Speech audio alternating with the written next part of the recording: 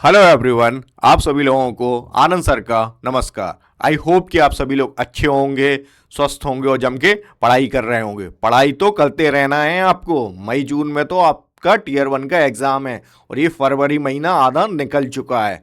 तो इफ़ेक्टिवली अब आप सभी लोगों के पास ज़्यादा से ज़्यादा 60 से 70 दिन हैं और इस 60 से 70 दिन को हमें बहुत इफ़ेक्टिवली डिसिप्लिन मैनर में, कंसिस्टेंट मैनर में इस समय का हमें सदुपयोग करना है। अभ्यास डीपीक्यू सीरीज आपको डिसिप्लिन एंड कंसिस्टेंट बनाए रखने में बहुत मददगार है। इसके थ्रू आप अपने सिलेबस को कंप्लीट कर सकते हैं पूरे, और खूब एमसीक्यू प्रीवियस ईयर क्वेश्चंस को भी प्रैक्टिस कर सकते हैं।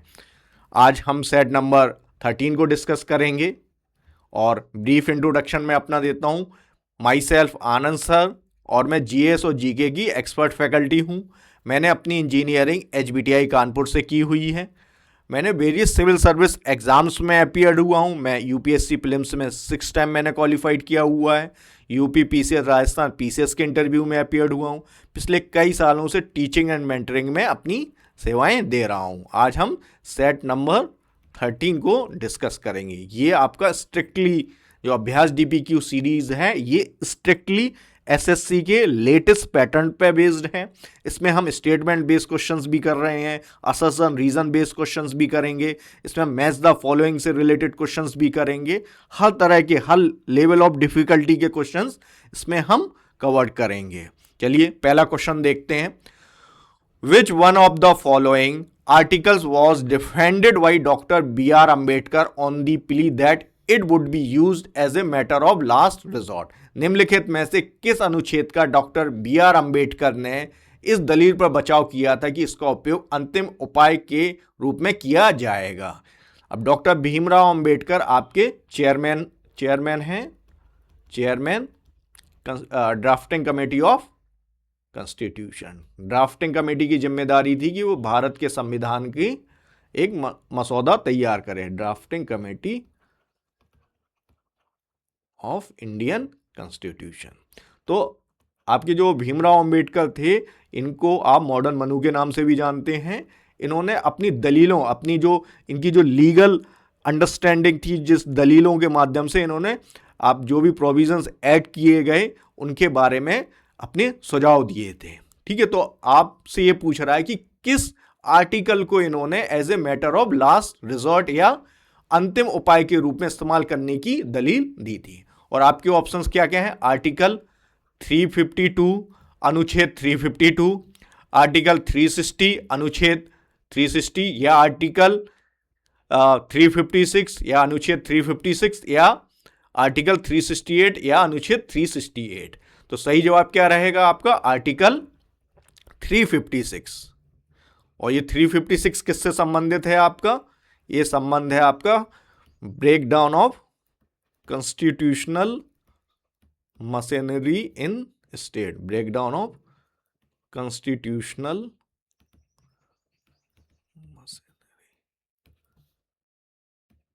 इन स्टेट, इन स्टेट। इसी को हम राष्ट्रपति शासन भी बोलते हैं। और राष्ट्रपति शासन कब लगाया जाता है? राष्ट्रपति शासन तब लगाया जाता है जब किसी भी राज्य में, आपका राज्य या केंद्र शासित प्रदेश में, जहां आपकी लेजिस्लेचर है, वहां का जो रूल है वो आपके संविधान के अनुसार नहीं चल रहा हो, वहां पे सेंटर स्टेट एग्जीक्यूटिव को ओवरटेक कर लेती है। और जो लेजिस्लेचर होती है, स्टेट लेजिस्लेचर होती है, आइदर वो सस्पेंड कर दी जाती है या वो आपकी डिसॉल्व कर दी जाती है। तो इस संबंध में आर्टिकल, अब देखिए क्यों as a matter of last resort बोला था? क्योंकि जो हमारी जो पॉलिटी है वो फेडरल पॉलिटी है। सेंटर और स्टेट का अपना अपना एक दायरा है, लेकिन जब आपका प्रेसिडेंट रूल लागू होता है तो सेंटर स्टेट की पावर को, जो गवर्नर के जो एग्जीक्यूटिव पावर है, वो अपने पास प्रेसिडेंट ले लेता है। इसीलिए इसको प्रेसिडेंट रूल भी बोलते हैं। अच्छा, ये किस पार्ट में मेंशन है आपका? देखिए जो पार्ट 18 है, ये किससे संबंधित है? ये आपका इमरजेंसी प्रोविजन से, इमरजेंसी प्रोविजन। कितने आर्टिकल कवर्ड हैं इसमें? इसमें आपके आर्टिकल 352 से लेके 360 तक ये कवर्ड है, ठीक है। तो इसमें 3 तरह की इमरजेंसीज के बारे में बताया गया है आपका। जैसे एक तो आपकी नेशनल इमरजेंसी है। नेशनल इमरजेंसी के लिए आर्टिकल कौन सा है? आर्टिकल 352। और 3 ग्राउंड मेंशंस हैं। एक तो आपका वॉर, एक्सटर्नल एग्रेशन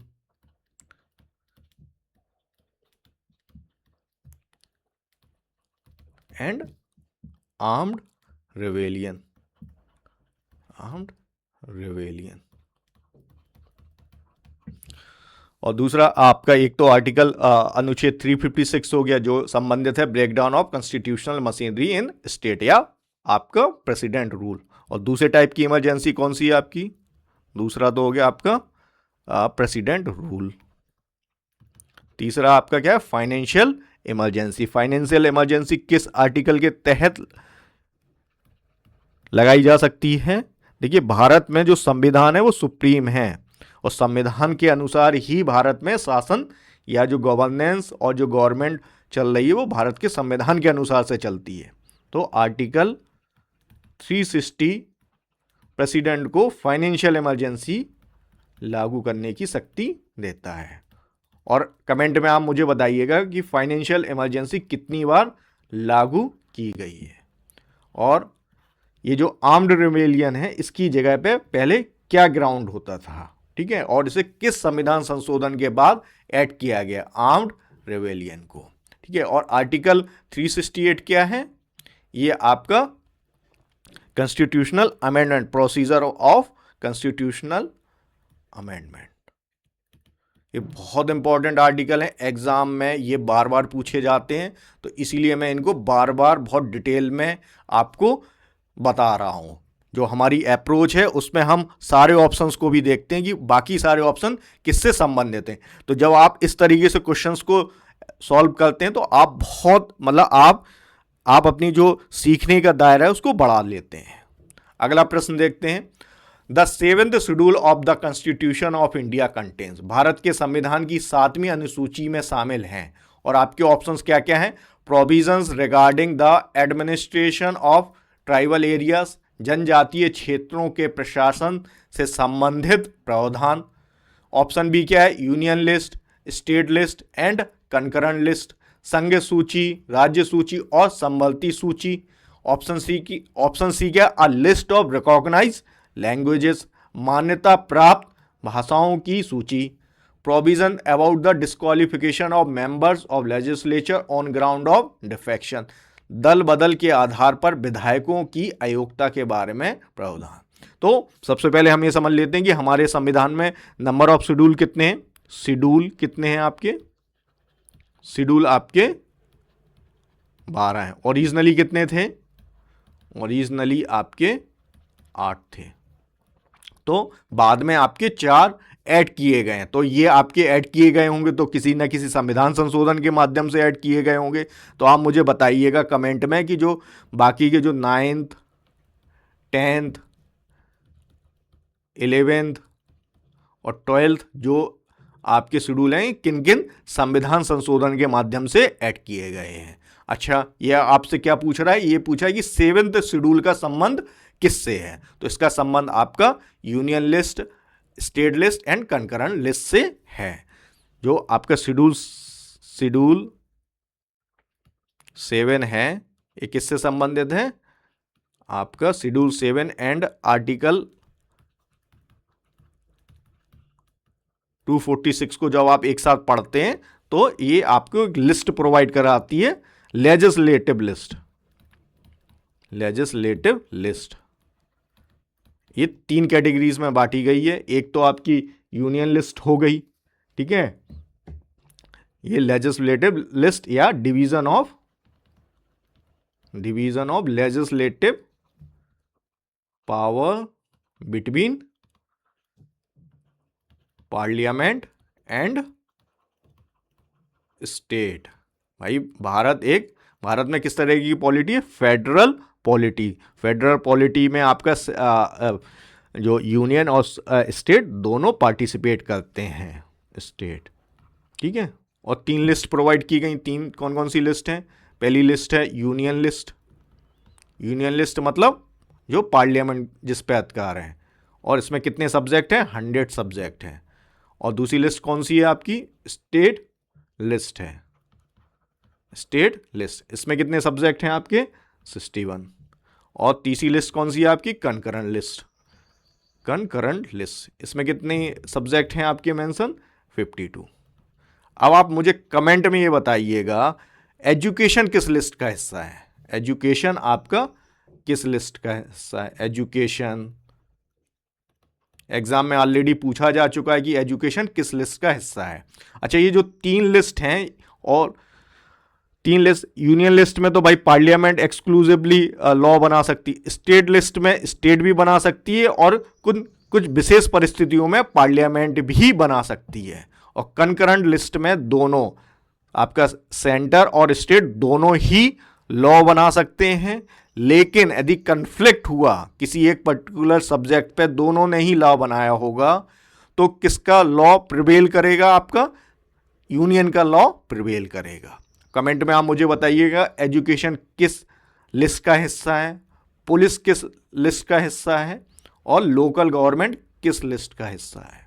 ये आप मुझे कमेंट में बताइएगा। ठीक है, तो सही जवाब आपका क्या रहेगा? ऑप्शन बी आपका सही जवाब है। अच्छा, ऑप्शन सी किससे संबंधित? रिकॉग्नाइज लैंग्वेज आपकी किस शेड्यूल में है? ये आपकी 8th शेड्यूल में है। 8th schedule, 8th schedule. ठीक है। और जो आपका provision about the disqualification of members of legislature on ground of defection, ये किससे संबंधित है? ये आपका 10th शेड्यूल से। 10th शेड्यूल से। और ये जो ऑप्शन ए है, ये किससे संबंधित है आपका? ये आपका provision regarding the administration of tribal areas किस शेड्यूल से संबंधित है? ये भी आप मुझे कमेंट में बताइएगा। ठीक है, कमेंट में बताइएगा। Tribal administration of tribal areas. ठीक है। और वो ट्राइबल एरियाज कौन से हैं? असम में हैं, आपके मेघालय में हैं, आपके त्रिपुरा में हैं, और आपके मिजोरम में हैं। ठीक है। अब आप मुझे कमेंट में ये बताइएगा कि वो कौन सा शेड्यूल है। ठीक है। अगला प्रश्न देखते हैं।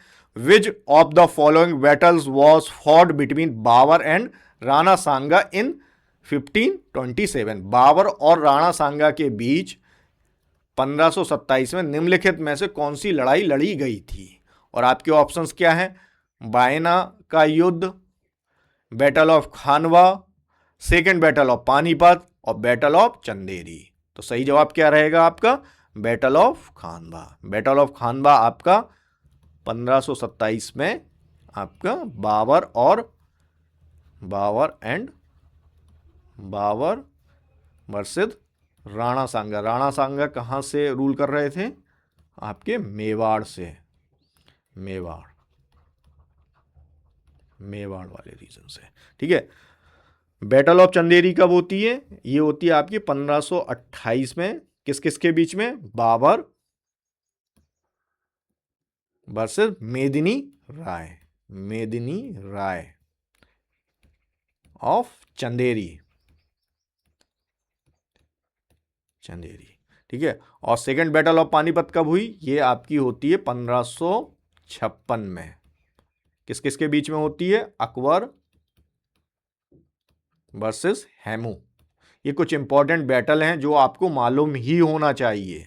ठीक है। और फर्स्ट बैटल ऑफ पानीपत कब होती है? फर्स्ट बैटल ऑफ पानीपत बहुत इंपॉर्टेंट है। ये बहुत इन्होंने बड़े स्तर पे बदलाव किए, इसलिए हमें ये बैटल्स याद होनी चाहिए। फर्स्ट बैटल ऑफ पानीपत कब होती है? ये होती है आपकी 1526 में, बाबर वर्सेस इब्राहिम लोधी। ठीक है। अगला प्रश्न देखते हैं। The total fertility rate in an economy is defined as. किसी अर्थव्यवस्था में कुल प्रजनन दर उसको किस प्रकार परिभाषित किया गया है। और आपके ऑप्शन ए क्या है, the number of childrens born per 1000 people in the population, एक वर्ष में जनसंख्या में प्रति 1000 लोगों पर पैदा हुए बच्चों की संख्या। ऑप्शन बी क्या है, the number of children born to couple in their lifetime in a given population, एक द्वारा जनसंख्या द्वारा उसके जीवन काल में पैदा हुए बच्चों की संख्या। ऑप्शन सी क्या है, the birth rate minus death rate, जनसंख्या दर माइनस मृत्यु दर। ऑप्शन डी क्या है, the average number of live birth a woman would have to end of her child bearing age. ठीक है, एक महिला द्वारा अपने बच्चा पैदा करने की उम्र के अंत तक पैदा किए गए जीवित बच्चों की औसत संख्या। तो आपका ऑप्शन डी सही है। एक रिप्लेसमेंट, इसी को आप टोटल फर्टिलिटी रेट भी बोलते हैं।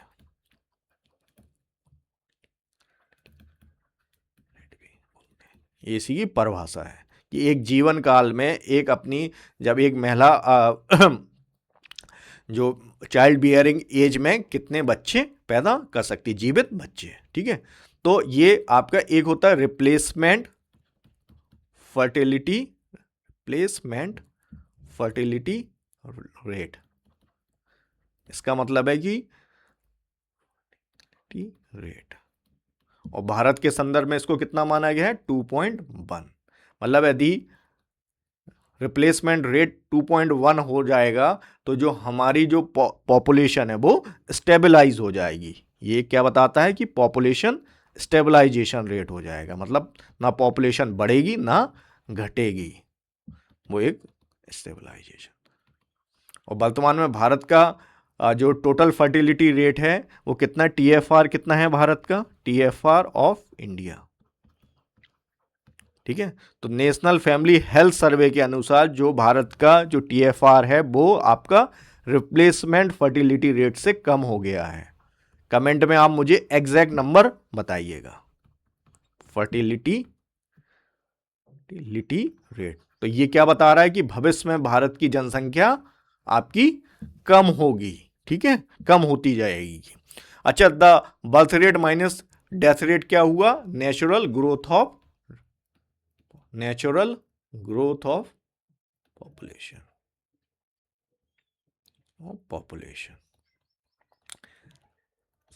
ठीक है, डेमोग्राफी सेंसस से एग्जाम्स में बहुत क्वेश्चंस पूछे जाते हैं, तो इन पे जरूर ध्यान दीजिएगा। अगला प्रश्न देखते हैं, in India which of the following statement is true about national investment fund, Bharat में राष्ट्रीय निवेश कोष के बारे में निम्नलिखित में से कौन सा कथन सत्य है। और आपको 3 स्टेटमेंट दिए गए हैं और उसके बेसिस पे 4 ऑप्शंस बनाए गए हैं। ठीक है भाई, अब किसी एक स्टेटमेंट को, अब देखिए जब भी स्टेटमेंट बेस्ड क्वेश्चंस हो तो सबसे पहले स्टेटमेंट जरूर देख लिया करिए, एक फौरी नजर से स्टेटमेंट्स को देख लिया करिए। ठीक है, एक आपको ब्रॉडर आइडिया लग जाएगा इससे कि कौन सा स्टेटमेंट किस किस ऑप्शंस में शामिल है और नहीं है। ठीक है, तो चलिए पहला स्टेटमेंट हम पढ़ते हैं। ठीक है, इट वॉज क्रिएटेड इन 2005। तो क्या ये स्टेटमेंट सही है कि गलत है? ये स्टेटमेंट आपका सही है। जो नेशनल इन्वेस्टमेंट फंड है, राष्ट्रीय निवेश कोष, इसको 2005 में स्थापित किया गया था। तो ये स्टेटमेंट आपका सही है। अगला स्टेटमेंट देखते हैं, 75% of its annual income was to be used for schemes promoting health, education and employment. इसकी वार्षिक आय का 75% स्वास्थ्य, शिक्षा और रोजगार को बढ़ावा देने वाली योजनाओं के लिए उपयोग किया जाना था। बिल्कुल सही स्टेटमेंट है ये भी। देखिए 2005 में ये फंड की स्थापना की गई थी। अब देखिए जो गवर्नमेंट अपने सेंट्रल पब्लिक सेक्टर इंटरप्राइजेस हैं, इनको जो डिसइन्वेस्टमेंट करके जो प्रोसीड आती है, करके जो इनकम आती है गवर्नमेंट को, सेंट्रल गवर्नमेंट को, उससे ये वो फंड जो डिसइन्वेस्टमेंट करके जो फंड आया, उस फंड को नेशनल इन्वेस्टमेंट फंड में जमा करा दिया जाता है। नेशनल इन्वेस्टमेंट फंड में जमा करा दिया जाता है। अब ये जो फंड है ये आपका कंसोलिडेटेड फंड, ये जो देखिए ऐसा होता है कि एक कंसोलिडेटेड फंड ऑफ इंडिया है, कंसोलिडेटेड फंड ऑफ इंडिया, ये आपका किस आर्टिकल के तहत बनाया जाता है? ये आपका बनाया जाता है आर्टिकल 266। तो जितनी भी केंद्र सरकार की जितनी भी आय का स्रोत होता है इसी फंड में जाता है, सारा जो आय व्यय है वो इसी फंड के माध्यम से होता है, और इससे कि गवर्नमेंट को इस फंड से व्यय करने के लिए पार्लियामेंट की अप्रूवल की जरूरत होती है, इसीलिए बजट हर साल पेश किया जाता है। तो इस जो नेशनल इन्वेस्टमेंट फंड है इसमें जो प्रोसीड आती है, जो रेवेन्यू आता है, जो पैसा आता है, उसके लिए वो आपका national investment fund consolidated fund का हिस्सा नहीं होता है। और इस फंड की से में जो पैसा इकट्ठा हुआ है उसको कहाँ इस्तेमाल करना है हमें? इसमें 75% तो हम सोशल सेक्टर में खर्च करते हैं। सोशल सेक्टर्स है, सोशल सेक्टर्स में क्या क्या शामिल होता है आपका? एजुकेशन, हेल्थ, आवास, ठीक है, ये सारी चीज़ें आपकी सोशल सेक्टर में शामिल होती हैं। तो ये स्टेटमेंट भी आपका सही है। It was dissolve in 2018। देखिए जो ये आपका नेशनल इन्वेस्टमेंट फंड है एक परमानेंट फंड है, याद रखिएगा परमानेंट फंड है ये, और इसको प्रोफेशनली मैनेज किया जाता है, प्रोफेशनली मैनेज किया जाता है, ठीक है, और एक कंसोलिडेटेड फंड ऑफ इंडिया का हिस्सा नहीं होता है, ठीक है। तो ये स्टेटमेंट आपका गलत हो जाएगा। अब बड़े आसानी से आप देखो, जहाँ जहाँ देखिए जहाँ 1 और 2 शामिल है वो आपका सही हो जाएगा, ओनली 1 एंड C। एक और जैसे नेशनल इन्वेस्टमेंट फंड है, ऐसे नेशनल आपका एक और फंड है नेशनल क्या बोलते हो उसको, national investment and infrastructure fund है, ठीक है, उसके बारे में भी आप मुझे कमेंट में बताइएगा। अगला प्रश्न देखते हैं, which of the following elements are present in all protein? हर प्रोटीन, निम्नलिखित में से कौन से तत्व सभी प्रोटीन में मौजूद होते हैं? और आपके ऑप्शन है कार्बन, हाइड्रोजन, ऑक्सीजन, नाइट्रोजन, ठीक है, और 4 ऑप्शंस आपको दिए गए हैं, ठीक है। तो प्रोटीन क्या है? प्रोटीन अमीनो एसिड है, अमीनो एसिड, याद रखिएगा, अमीनो एसिड, ठीक है। और ये चारों तत्व जो कार्बन है, हाइड्रोजन है, ऑक्सीजन है और नाइट्रोजन है, ये चारों प्रोटीन का अभिन्न हिस्सा होते हैं। प्रोटीन इन्हीं तत्वों से मिलके बना होता है। तो सही जवाब क्या रहेगा आपका? इसमें चारों ऑप्शन शामिल हैं, मतलब डी वाला ऑप्शन आपका सही रहेगा। देखिए कोई भी ऑर्गेनिक कंपाउंड है, यदि कोई भी ऑर्गेनिक कंपाउंड है तो उसमें कार्बन तो जरूर होगा, कार्बन, हाइड्रोजन, नाइट्रोजन, ये तो जरूर होंगे। कार्बन के बिना तो ऑर्गेनिक कंपाउंड संभव ही नहीं है, कार्बन असेंशियल है, कार्बन एंड हाइड्रोजन, ठीक है। तो ये याद रखिएगा। अब बड़े आसानी से आप देखो, इस ऑप्शन में 1 शामिल ही नहीं था, तो इसको आप बड़ी इजीली हटा सकते थे, ठीक है। Which part of the constitution deals with panchayat? संविधान का कौन सा भाग पंचायतों से संबंधित है? और आपके ऑप्शन क्या क्या दिए हैं? ऑप्शन ए दिया गया पार्ट 4, ऑप्शन बी है पार्ट 9, ऑप्शन सी है पार्ट 7, ऑप्शन डी क्या है आपका? पार्ट 10। तो अब आप बताइएगा कौन सा इसमें से संबंधित है आपका। तो आप देखिएगा जो पंचायत हैं आपकी वो किस संविधान से संबंधित हैं?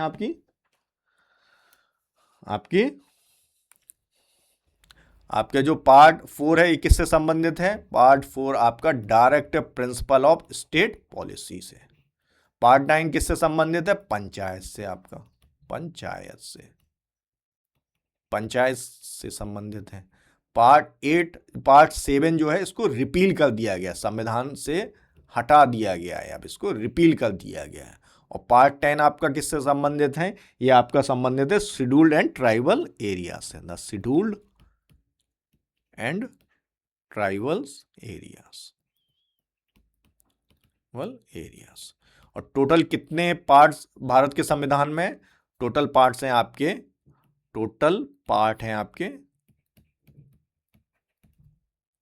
25।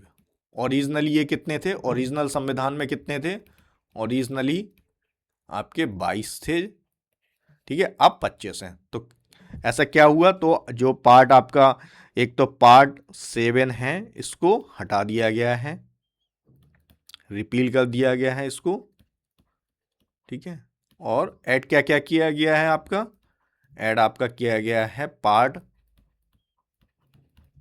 4A, आपका पार्ट और कौन सा ऐड किया गया है, पार्ट 9A, 9B, ठीक है। और कौन सा ऐड किया गया आपका 14A, ठीक है। तो ये टोटल आपके 25 हो गए। अब कमेंट में आप मुझे बताइएगा कि पार्ट 14A किससे संबंधित है आपका, ठीक है, और किस संविधान संशोधन के माध्यम से ऐड किया गया। अब आप संविधान संशोधन की इंपॉर्टेंस को समझ सकते हैं कि संविधान में यदि आपको कोई बदलाव करना है, देखिए संविधान को बदलाव करने के जो मुख्य जो देखिए मैं जो संविधान को यदि आपको बदलाव करना है तो आपको संविधान संशोधन बिल लाना पड़ता है, ठीक है। अगला प्रश्न देखते हैं हम, who is credited with developing the modern notation system for Hindustani classical music and documenting composition in क्रमिक पुस्तक मलिका। हिंदुस्तानी शास्त्रीय संगीत के लिए आधुनिक संकेतन प्रणाली विकसित करने और क्रमिक पुस्तक मालिका में रचनाओं का दस्तावेजीकरण करने का श्रेय किसे दिया जाता है। और आपके ऑप्शन है उस्ताद अलाउद्दीन खान ऑफ मेहर घराना, पंडित विष्णु दिगंबर पालुस्कर ऑफ ग्वालियर घराना, पंडित Vishnu Narayan Bhatkhande of Bombay, Sant Tayyab Raja of Carnatic music. तो जो आपके यहाँ क्लासिकल जो म्यूजिक है इसको दो कैटेगरीज में हम बांटते हैं, एक तो कार्नेटिक और एक हिंदुस्तानी, ठीक है। तो ये आपसे ये क्या पूछ रहा है कि किसने जो नोटेशन सिस्टम है हिंदुस्तानी क्लासिकल म्यूजिक को उसको प्रॉपर ढंग से डॉक्यूमेंट किया था, ठीक है। तो इसका सही जवाब रहेगा आपका option number C, Pandit Vishnu Narayan Bhatkhande of Bombay. अगला प्रश्न देखते हैं, the IPR 1956 created an industrial classification into schedule A, B and C, ठीक है। तो जो IPR का मतलब है इंडस्ट्रियल इंडस्ट्रियल पॉलिसी रिजोल्यूशन, ठीक है। और 1956 में अनुसूची A, B, C। तो जो आपका IPR 1956 था इसने इंडस्ट्रीज को 3 शेड्यूल्स में डिवाइड किया था आपसे, शेड्यूल A, शेड्यूल B और शेड्यूल C, ठीक है। This was to identify sector for exclusive state control, joint sectors and private sector operation. देखिए शेड्यूल ए में जो इंडस्ट्रीज थी वो एक्सक्लूसिवली स्टेट के नियंत्रण में थी, मतलब स्टेट का मतलब है गवर्नमेंट के कंट्रोल में थी, एक्सक्लूसिवली स्टेट कंट्रोल थी। आपका जो सेक्टर जो शेड्यूल बी था इसमें गवर्नमेंट और प्राइवेट दोनों सेक्टर की कंपनियां काम कर सकती नहीं, प्राइवेट सेक्टर, ठीक है। और शेड्यूल सी आपके प्राइवेट सेक्टर के लिए फुली ओपन था, ठीक है। तो ये आपके त्रिस्तरीय क्लासिफिकेशन किया गया था इंडस्ट्री का, ठीक है। और ये आपकी किस कमेटी पे बेस था, आपका जो सेकंड 5 ईयर प्लान आपका कब आता है, आपका सेकंड 5 ईयर प्लान आपका 1956 से लेके 61 के बीच में रहता, और ये PC महाबलोनस के मॉडल पे बेस थी ये इंडस्ट्रियल क्लासिफिकेशन, ठीक है। और जो आपकी इससे पहले जो IPR इंडस्ट्रियल पॉलिसी रेजोल्यूशन 1948 आती है, इसमें कितनी इंडस्ट्रियल क्लासिफिकेशन क्या था, इंडस्ट्रियल क्लासिफिकेशन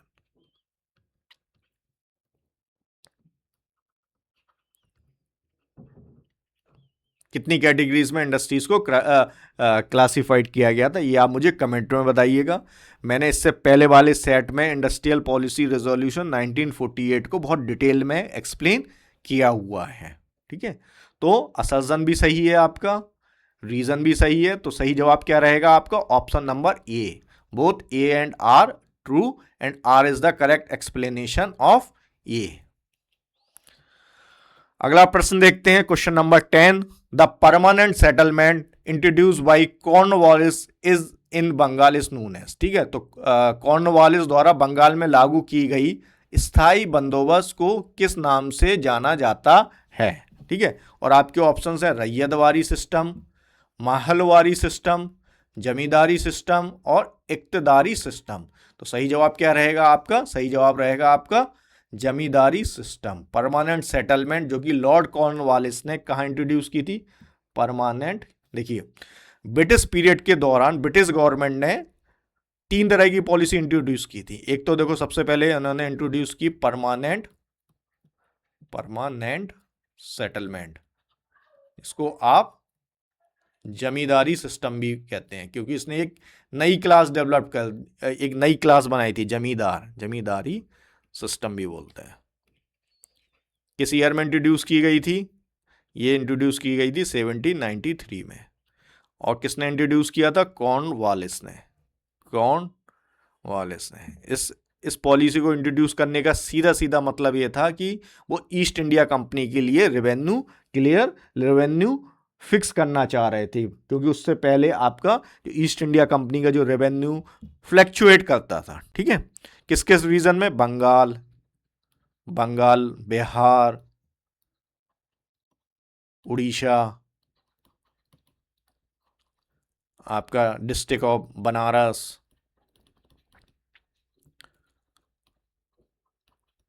और north district of Madras, northern district of Madras. इन रीजन्स में ये आपकी लैंड रेवेन्यू पॉलिसी थी। परमानेंट सेटल से मतलब क्या था? लैंड रेवेन्यू पॉलिसीज हैं सारी। परमानेंट सेटलमेंट एक लैंड रेवेन्यू पॉलिसी थी। ठीक है, इसमें जो आपका रेवेन्यू, जो आपका जो लगान किसानों से वसूल किया जाना था, वो फिक्स था। ठीक है, मतलब किसानों से फिक्स नहीं था, जमींदारों से। इसने इस पॉलिसी में जमींदार को लैंड का ओनर माना था। जमींदार आपका लैंड का ओनर रहेगा, लैंड ओनर माना था उसने। और जमींदार को क्या करना था? आपका 10/11 जो है वो ईस्ट इंडिया कंपनी को जमा कराना था। बाकी बचा 1/11 आपका जमींदार का होता था। और जमींदार जो किसान, जो एक्चुअल किसान होता था, उससे कोई भी रेवेन्यू वसूल कर सकता था। तो एक शोषणकारी ये लैंड रेवेन्यू सिस्टम था। और रैयतवारी सिस्टम किसने इंट्रोड्यूस किया आपका? रैयतवारी आपकी 1820 में थॉमस मुनरो ने इंट्रोड्यूस किया था। Thomas Munro. और ये कहाँ? रैयत शब्द से क्या मतलब होता है? रैयत का मतलब होता है किसान, बाड़ी। तो ये डायरेक्ट सेटलमेंट था, ये एक डायरेक्ट सेटलमेंट था। ठीक है,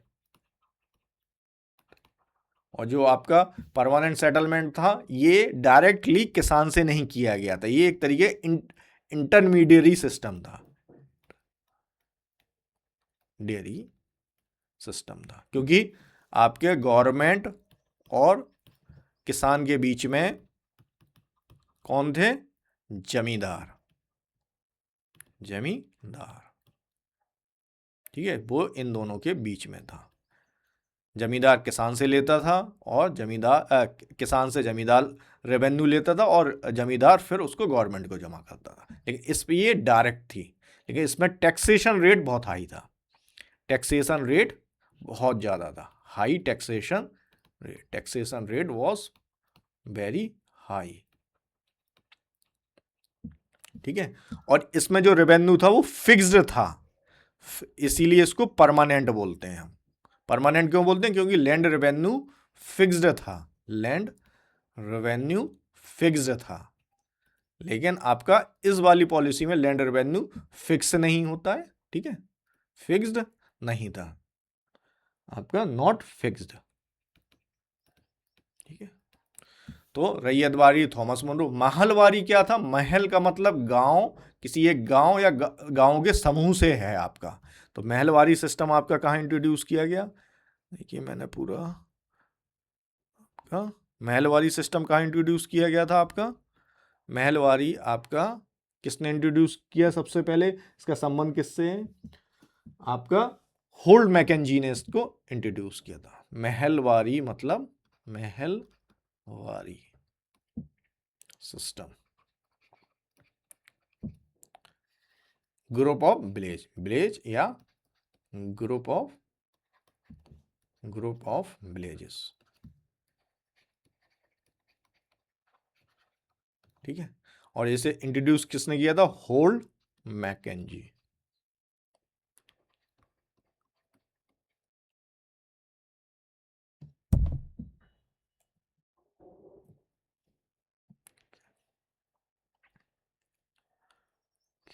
जी, फिर इसको मॉडिफाइड किसने किया था, मॉडिफाइड लॉर्ड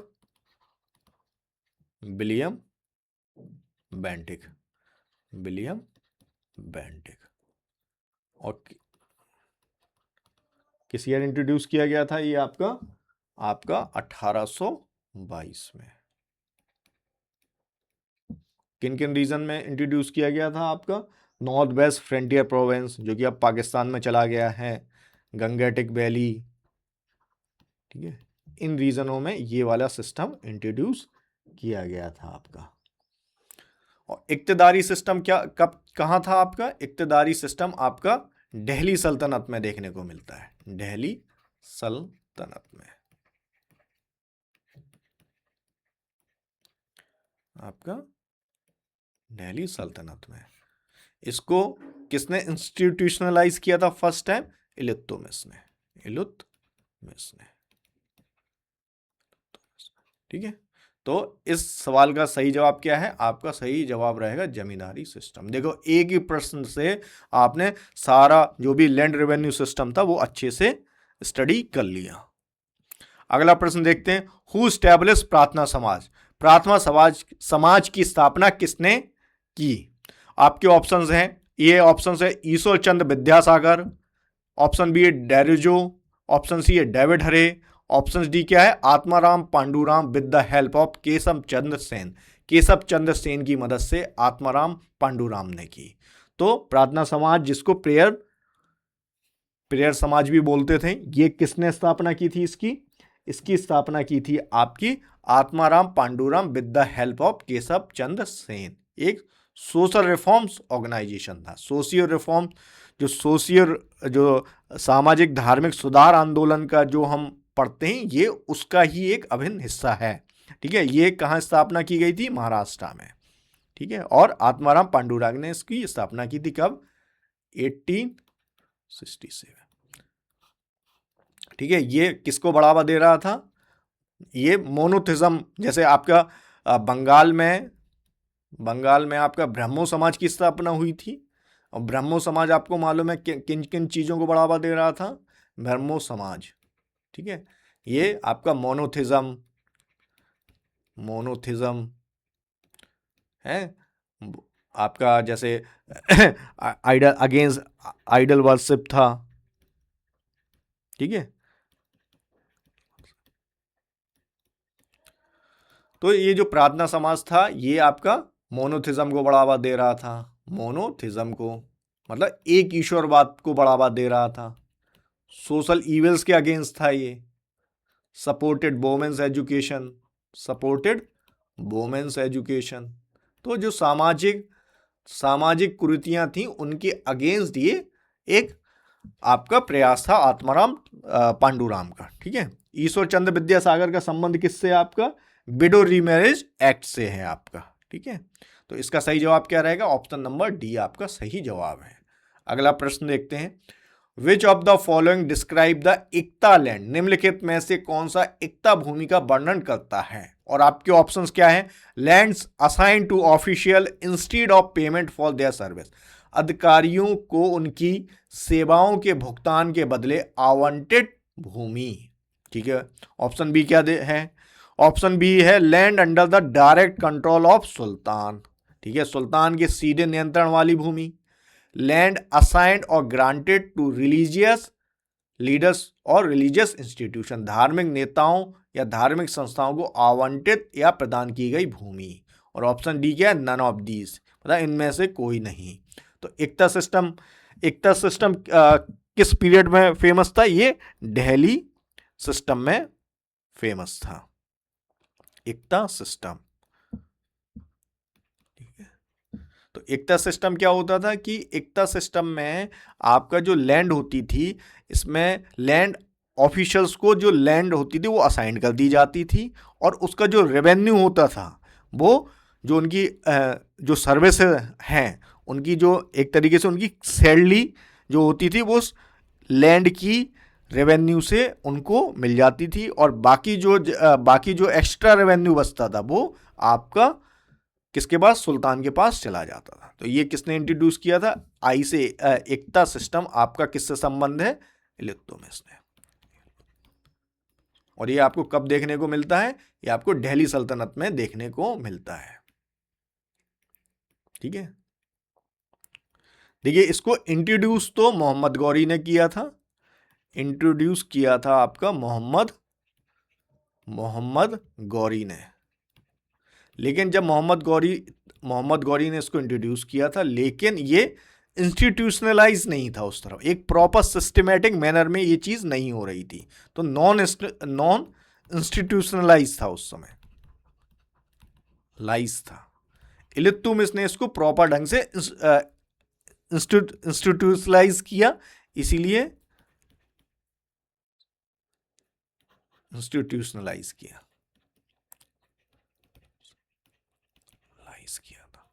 ठीक है,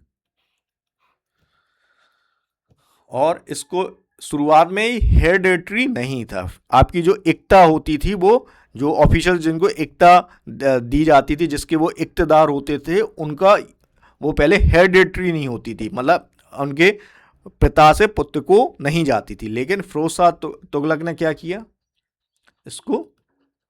फिरोज शाह तुगलक ने इसको हेरिडेटरी बना दिया था।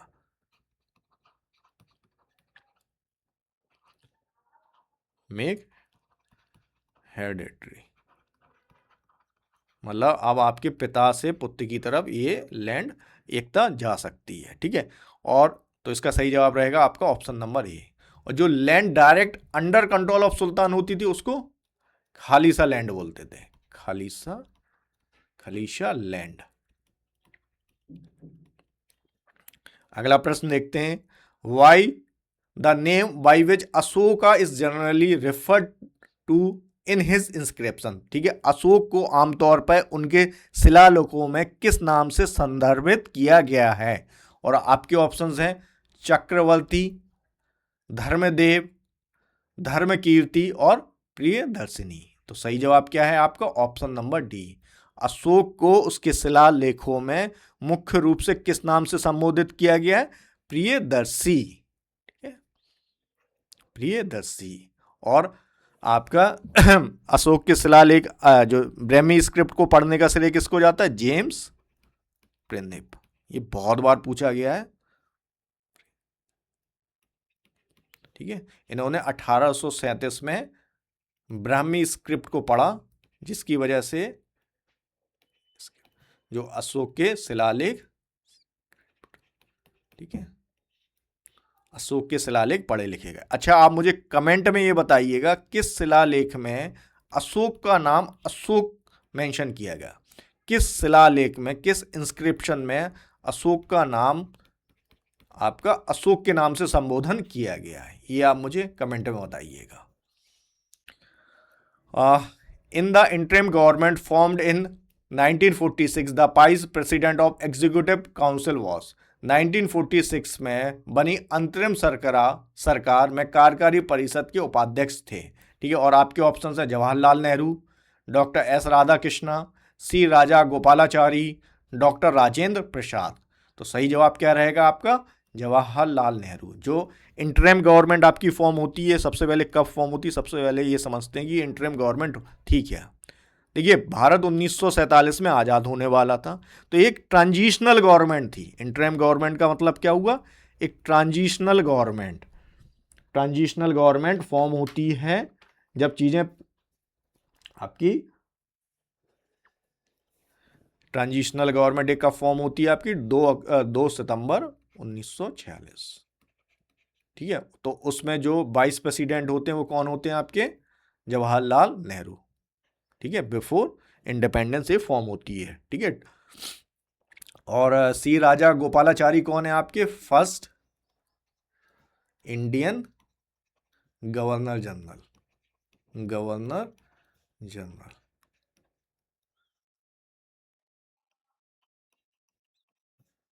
Indian governor general.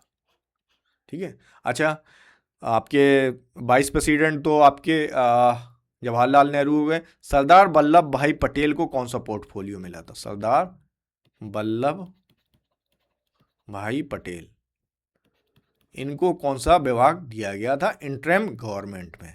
और इंटरिम गवर्नमेंट के कितने सदस्य थे?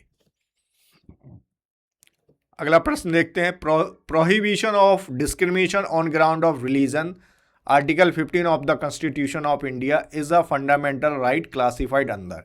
तो धर्म आदि के आधार पर भेदभाव का निषेध एक मौलिक अधिकार है जिसे इसके अंतर्गत वर्गीकृत किया गया है। और आपके तो इसमें आपसे क्या पूछा है कि जो आर्टिकल 15 है इसको किस कैटेगरी में रखा गया है? ठीक है, आर्टिकल 55 जो कि डिस्क्रिमिनेशन को प्रोहिबिट करता है on the ground of religion, race, caste, sex, place of birth. ठीक है, और आपके ऑप्शन है right to freedom of religion, धर्म की स्वतंत्रता का अधिकार, राइट अगेंस्ट एक्सप्लॉयटेशन, शोषण के विरुद्ध अधिकार, कल्चरल एंड एजुकेशनल राइट, सांस्कृतिक और शैक्षिक अधिकार, और राइट टू इक्वालिटी।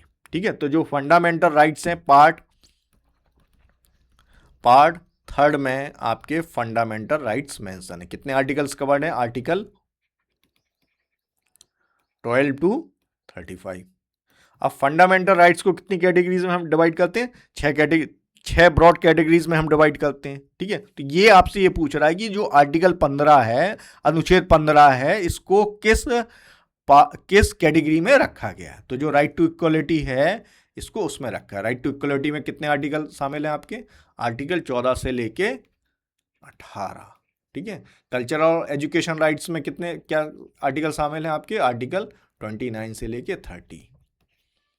और राइट अगेंस्ट एक्सप्लॉयटेशन में आपके इसमें बताइएगा आप मुझे, आर्टिकल 23 और 24 शामिल है। इस कैटेगरी में right to freedom of religion में क्या शामिल है आपका? आर्टिकल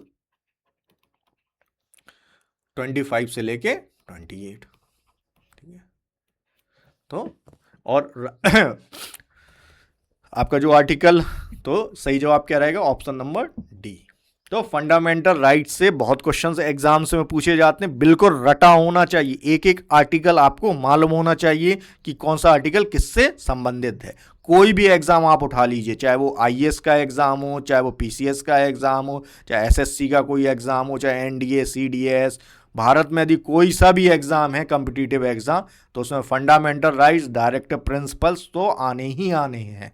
तो ये तो बिल्कुल हमें याद होना चाहिए। और हमारी जो बुक्स हैं उनमें भी पहला दूसरा पेज आप अच्छे से देखेंगे तो आपको पता चलेगा कि वो डायरेक्टिव प्रिंसिपल, फंडामेंटल राइट्स बताते हैं। ठीक है, अगला प्रश्न देखते हैं, agriculture income tax is assign to state government, कैसी आय पर राज्य सरकारों को किसके द्वारा सौंपा गया? ठीक है भाई, जो हमारा आपने देखा ना सेवेंथ शेड्यूल में जो 3 लिस्ट दी गई हैं उसमें जो एग्रीकल्चर इनकम है, सबसे पहले ये समझ लेते हैं, एग्रीकल्चर इनकम टैक्स जो है ये एक डायरेक्ट टैक्स है। डायरेक्ट टैक्स है।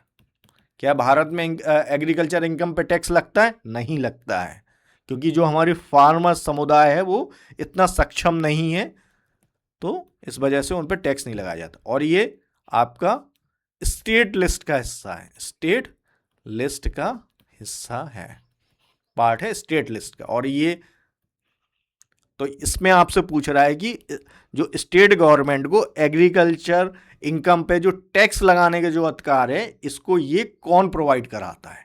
और आपके ऑप्शंस हैं, ए है फाइनेंस कमीशन, बी है national development council, option C है इंटर स्टेट काउंसिल, अंतर राज्य परिषद, ऑप्शन डी क्या है? The constitution of India. भारत में यदि कुछ भी होगा तो वो कहां से निकल के आ रहा होगा? कॉन्स्टिट्यूशन ऑफ इंडिया से। ठीक है, तो ऑप्शन क्या रहेगा आपका? डी। डी आपका सही जवाब है। ठीक है। फाइनेंस कमीशन किस आर्टिकल के तहत गठित किया जाता है? आर्टिकल 280। ठीक है। और आपका इंटर स्टेट काउंसिल किसके तहत गठित किया जाता है? आर्टिकल 263। ठीक है। और आप मुझे कमेंट में बताइए, स्टेट फाइनेंस कमीशन किस आर्टिकल के तहत गठित किया जाता है? स्टेट फाइनेंस कमीशन किस आर्टिकल के तहत गठित किया जाता है? और जो अभी वर्तमान में जो आपके 16 आपका जो स्टेट फाइनेंस कमीशन है उसके चेयरमैन कौन थे? ये एग्जाम पॉइंट ऑफ व्यू से बहुत इंपॉर्टेंट है कि 16वें फाइनेंस कमीशन के चेयरमैन कौन थे और इसकी रिकमेंडेशन किस किस पीरियड के लिए वैलिड है। अगला प्रश्न देखते हैं। बिली क्या है? और आपके ऑप्शंस हैं a type of tree grown in temperate region, शीतोष्ण क्षेत्रों में उगाए जाने वाला एक प्रकार का पेड़। A wind that blows in desert, रेगिस्तान में चलने वाली एक हवा। ऑप्शन सी है a tropical cyclone of north west Australia, उत्तरी पश्चिमी ऑस्ट्रेलिया का एक उष्ण कटिबंधीय चक्रवात। और ऑप्शन डी क्या है आपका? A kind of common fish found near. तो सही जवाब क्या रहेगा आपका? ऑप्शन नंबर सी। बिली क्या है आपका? एक तरह का ट्रॉपिकल साइक्लोन है। बिली जो ट्रॉपिकल साइक्लोन है इनको हम कई नामों से जानते हैं। ट्रॉपिकल साइक्लोन, ठीक है। अब ट्रॉपिकल साइक्लोन को आप हरिकेन के नाम से भी जानते हैं। हरिकेन कहाँ जाना जाता है? हरिकेन आपका जाना जाता है यूएसए एंड मैक्सिको में। ये ट्रॉपिकल साइक्लोन के ही नाम हैं बस। और इंडियन ओशन में इसको क्या बोलते हैं? साइक्लोन के नाम से जानते हैं सिर्फ। Indian ocean reason,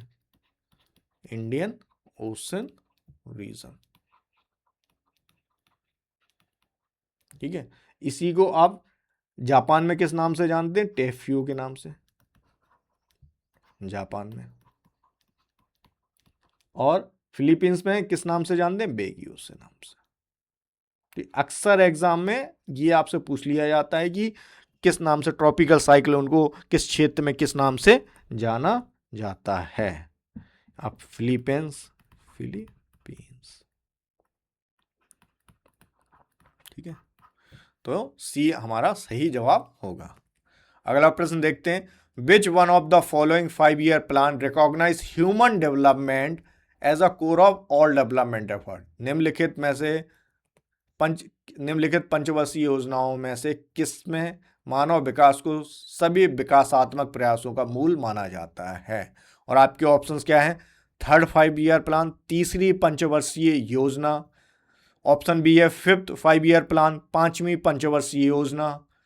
6th 5-year plan, 6ठी पंचवर्षीय योजना। और डी क्या है? 8th 5-year प्लान और 8वीं पंचवर्षीय योजना। तो जो क्या पूछा है कि ह्यूमन डेवलपमेंट को किस पंचवर्षीय योजना में मानव विकास को सारे विकासों का मूल माना गया है? तो ये आपका सही जवाब क्या रहेगा? Option number D. और ये 8वीं पंचवर्षीय योजना कब लागू की गई थी आपकी?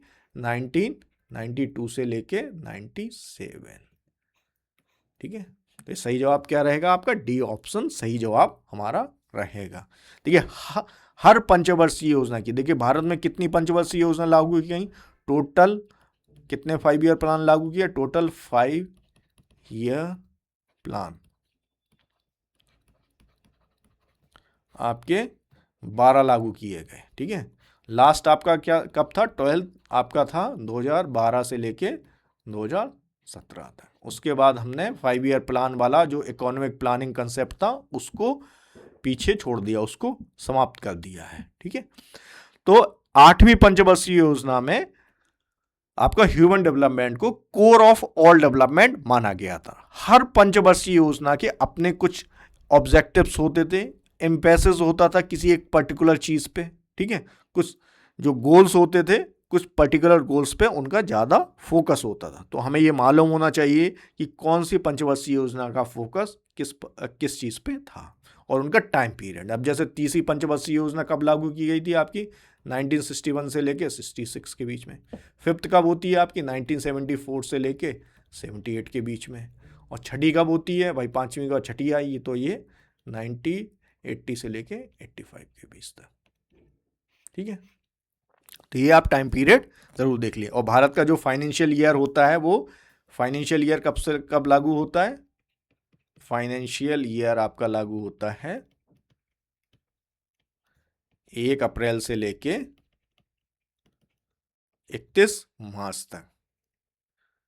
कहने का मतलब है कि यदि 2026 जैसे अभी चल रहा है तो 1 अप्रैल 2026 से लेके आपका 31 मार्च 2027, ठीक है, ये हमारा एक फाइनेंशियल ईयर रहेगा। और इस फाइनेंशियल ईयर के लिए बजट को हम कैसे बताएंगे, तो वो रहेगा बजट आपका 2026 से लेके 27 का। ठीक है, तो इसीलिए आप देखोगे कि कई बार जो डेट्स होती हैं, ईयर्स होती हैं, उनमें आपको देखोगे सेम मिल जाएगा कई बार। ठीक है, अगला प्रश्न देखते हैं, which one of the following links all the ATMs in India. ठीक है, निम्नलिखित में से कौन भारत के सभी एटीएम्स को जोड़ता है। ठीक है, और आपके ऑप्शंस क्या हैं, Indian banks association, option B Indian securities depository limited, national security depository limited, national payment corporation of India, और ऑप्शन डी क्या है, रिजर्व बैंक ऑफ इंडिया।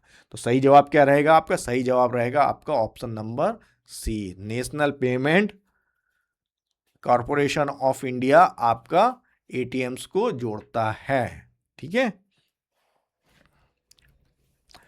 अगला प्रश्न देखते हैं, बिलासनी Natyam once performed in temples and court is a dance form revived in which Indian state। बिलासनी Natyam जो कभी मंदिरों और दरबारों में किया जाता था, किस भारतीय राज्य की एक पुनर्जीवित नृत्य शैली है। और आपके ऑप्शन क्या क्या हैं, आपके ऑप्शंस हैं तमिलनाडु, बी है कर्नाटका, सी आंध्र प्रदेश, डी क्या है, केरला। तो सही जवाब क्या है आपका, आंध्र प्रदेश। ठीक है, और इस डांस से कौन जुड़ी हुई है आपकी, इस डांस से जुड़ी है स्वप्न सुंदरी आपकी जुड़ी हुई है, स्वप्न सुंदरी आपकी इस बिलासनी नाट्यम से जुड़ी हुई हैं। ठीक है, अगला प्रश्न देखते हैं, एप्लीमेंटिक मेटालिम्टिक और हाइपोलिम्टिक जल स्तर किसके उदाहरण हैं। और आपके ऑप्शंस क्या क्या दिए गए, a typical thermal stratification of lake, एक झील का विशिष्ट थर्मल स्थिरीकरण, typical layers of hard rocks, कठोर चट्टान की विशिष्ट परतें, वेरियस इकोलॉजिकल फेजेस, विभिन्न पारिस्थितिक चरण, different layers of under water, भूमिगत जल की विभिन्न परतें। तो ये इसका सही जवाब क्या रहेगा आपका ऑप्शन नंबर ये एक लेक है, उसकी डिफरेंट लेयर्स हैं। फर्स्ट लेयर कौन सी होती है आपकी, फर्स्ट लेयर आप मान लीजिए ये टॉप मोस्ट लेयर जो होती है, टॉप मोस्ट लेयर होती है आपकी किसी भी लेक की हैप्पी लिम्नेटिक, और जो मिडिल वाली कौन सी होती है, मेटा लिम्नेटिक, और जो आपकी बॉटम वाली होती है, जो मतलब लोएस्ट लेवल होता है, वो होता है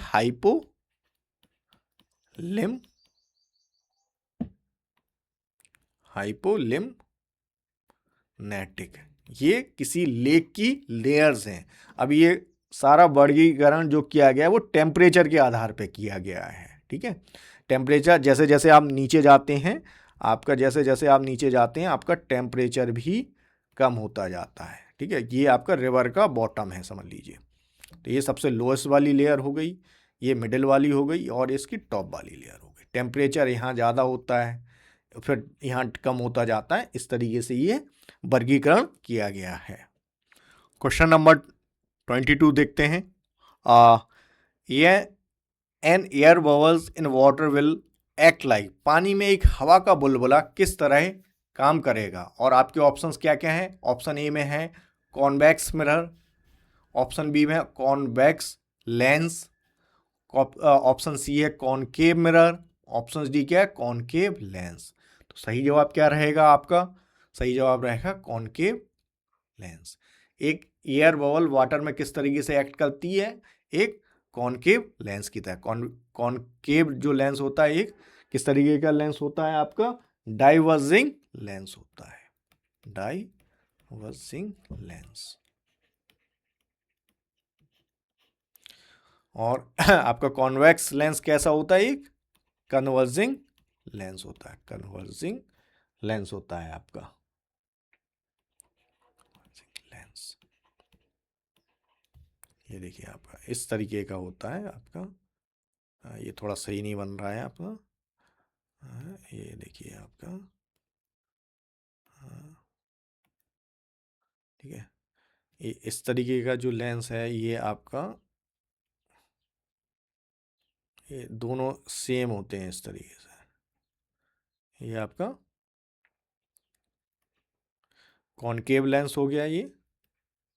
और ये किस तरीके का होता है? डाइवर्जिंग लेंस होता है। और एक इस तरीके का लेंस होता है। और ये आपका कॉन्वेक्स लेंस है, कॉन्वेक्स लेंस। ये आपका कन्वर्जिंग लेंस होता है। तो सही जवाब क्या रहेगा? ऑप्शन नंबर डी आपका सही जवाब है इसका।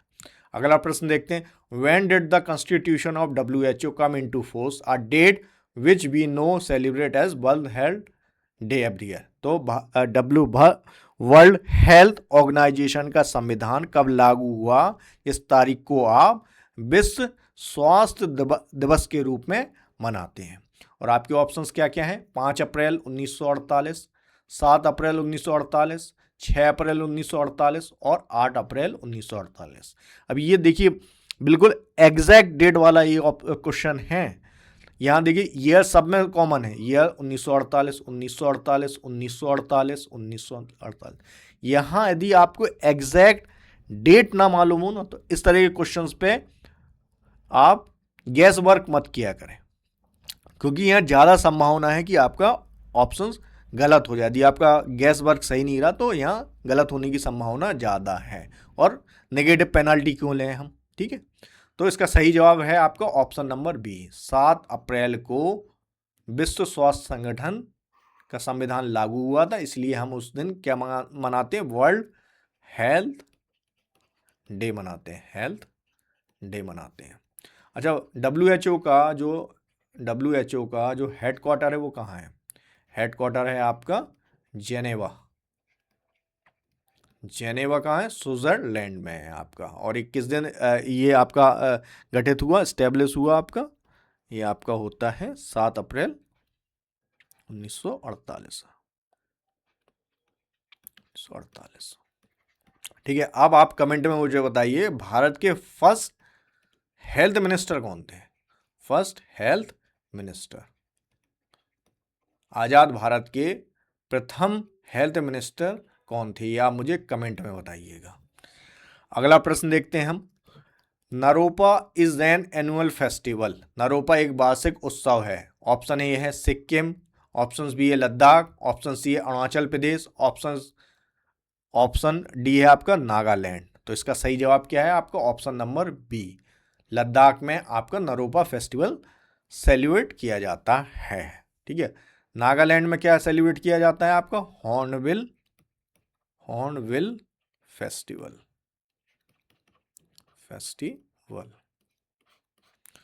अगला प्रश्न देखते हैं।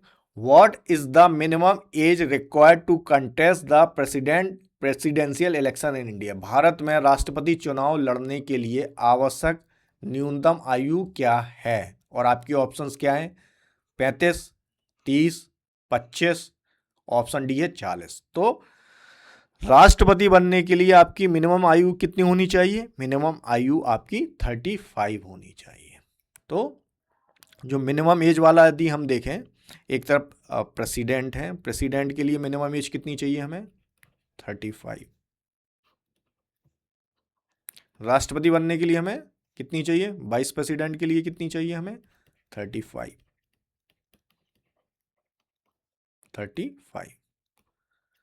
राज्यसभा के सदस्य बनने, मेंबर ऑफ, राज्यसभा की कितनी होती है, राज्यसभा की कितनी होती है आपकी 30। यदि आपको राज्यसभा का सांसद बनना है तो आपकी 30 एज आपकी मिनिमम होनी चाहिए।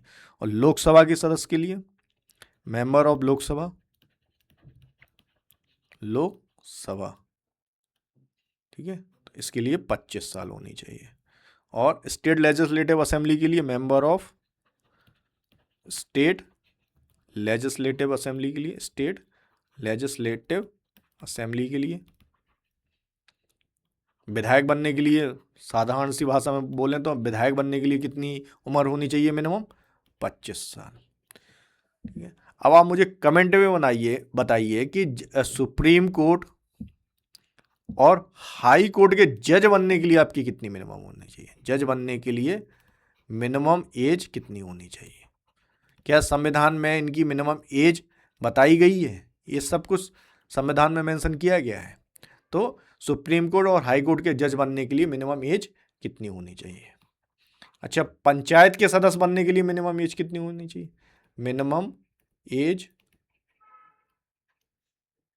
To become member of panchayat, ये आप मुझे कमेंट में बताइएगा, उससे मुझे आइडिया लगेगा कि आप लोग कितनी सीरियसली होके सीरीज को कवर कर रहे हैं। ठीक है, और ये देखिए एक ही क्वेश्चन से हमने कितने सारे, एक बहुत ही सिंपल सा क्वेश्चन दिया गया था, उसके माध्यम से हमने कितने सारे नए कंसेप्ट पढ़ लिए। हमने वाइस प्रेसिडेंट के बारे में देख लिया, member of Rajya Sabha, member of Lok Sabha, member of state legislative assembly और सुप्रीम कोर्ट हाई कोर्ट के जजेस। तो आप जब आप इस क्वेश्चन को करेंगे तो आप अपनी नोटबुक भी देखेंगे।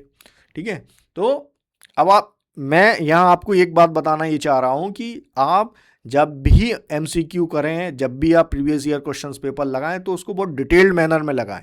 एक तो फ़ायदा इससे होता है कि हमारा दिमाग बड़ा चलता है और हमारा रिवीजन भी बहुत अच्छे से हो जाता है और सारी चीज़ें हमारी परमानेंट हो जाती हैं। फिर हम भूलते नहीं हैं। जब आप इस तरीके से पढ़ते हैं ना तो आपकी मेमोरी बहुत तेज़ी से काम करती है, दिमाग बहुत तेज़ी से काम कर रहा होता है और आपकी मेमोरी परमानेंट हो जाती है।